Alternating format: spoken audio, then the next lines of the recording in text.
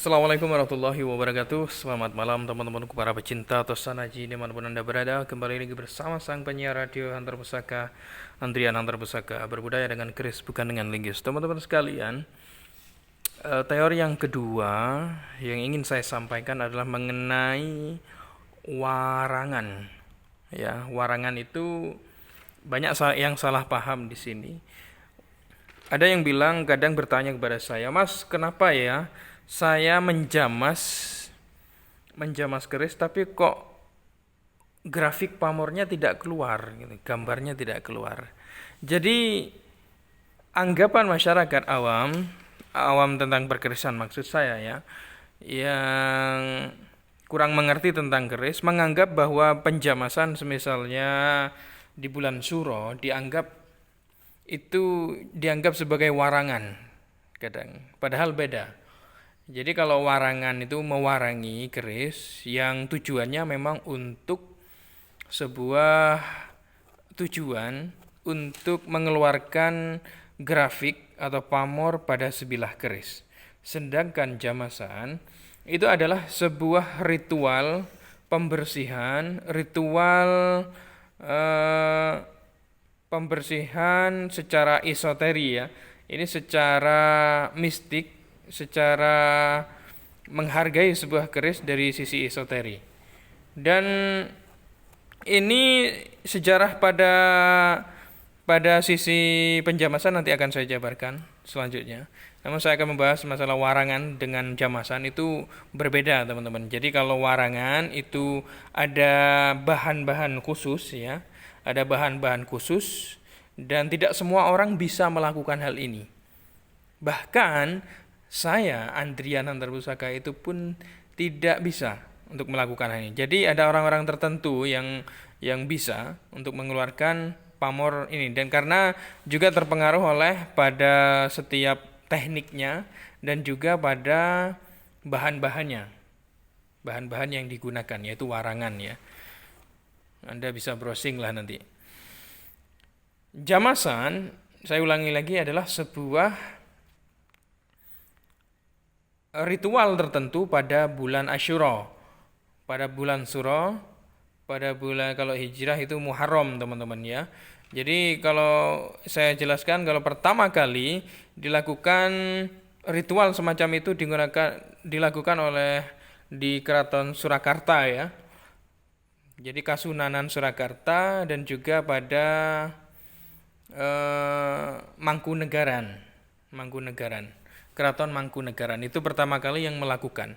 Dan itu dilakukan di Keraton Surakarta, sehingga dengan berjalannya waktu maka ritual semacam itu, adat seperti itu ditiru, bahkan bukan hanya di daerah Surakarta, bahkan sampai di Jawa Timur ya, sampai orang-orang Jakarta misalkan, dan orang Madura dan orang-orang di luar Jawa ya, sampai meniru dan menganut jamasan yang dilakukan setiap bulan Asyura atau bulan Muharram pada tanggal Hijriah, pada tanggalan Islam. Itu adalah sejarah awalnya sebuah jamasan. Jadi perbedaannya, saya flashback lagi, perbedaannya adalah kalau warangan itu tujuannya untuk mengeluarkan pamor pada sebilah keris ya. Kalau jamasan itu adalah sebuah ritual tahunan, yaitu bulan Suro, sebuah ritual, sebuah pembersihan pusaka. Namun bukan untuk mengeluarkan pamor. Jadi belum tentu orang jamas secara ritual itu belum tentu bisa mengeluarkan pamornya, teman-teman sekalian. Oke, sahabat-sahabatku sekalian, berkenaan dengan warangan ini ya, banyak yang menganggap bahwa mempunyai pusaka ya, dapat pusaka, misalkan dapat dari memaharkan atau dapat dari orang-orang desa. Banyak statement dan kesan-kesan anggapan bahwa mewarangi pusaka itu wajib.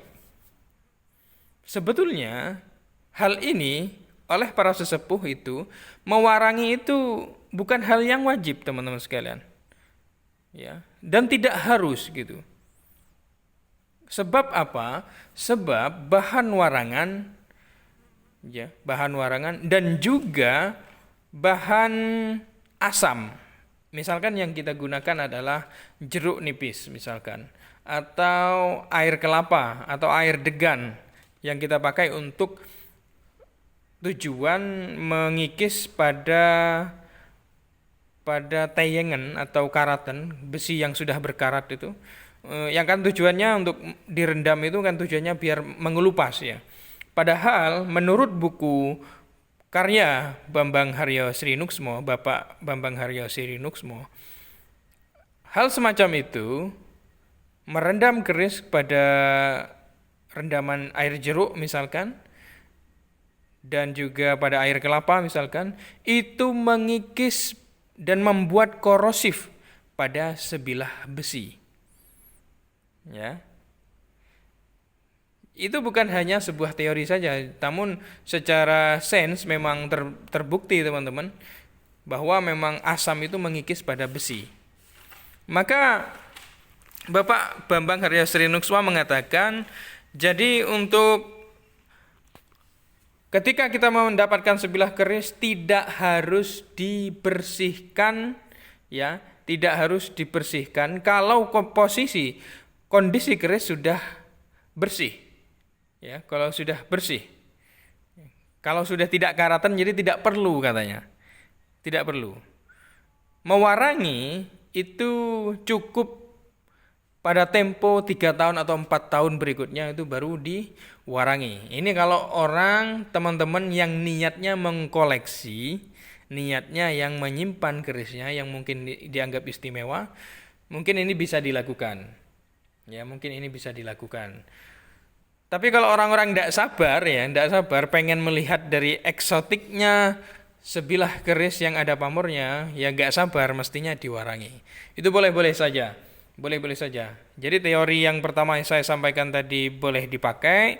Teori yang kedua untuk mendapatkan sebilah keris biar terlihat lebih eksotik terus diwarangi langsung, itu pun tidak jadi masalah. Jadi ini hanya sebuah teori saja apa yang dikemukakan oleh para sesepuh, oleh para kurator dan oleh para sesepuh perkerisan terdahulu. Ini yang dikatakan dalam buku Bapak Bambang Haryo Srinuksmo, teman-teman sekalian. Terima kasih yang sudah menyimak teman-teman. Sekedar sekelumit ilmu dari saya seorang junior di perkerisan. Bila ada salahnya mohon dikoreksi, dan apabila ada benarnya semata-mata itu hasil dari belajar ke senior-senior saya.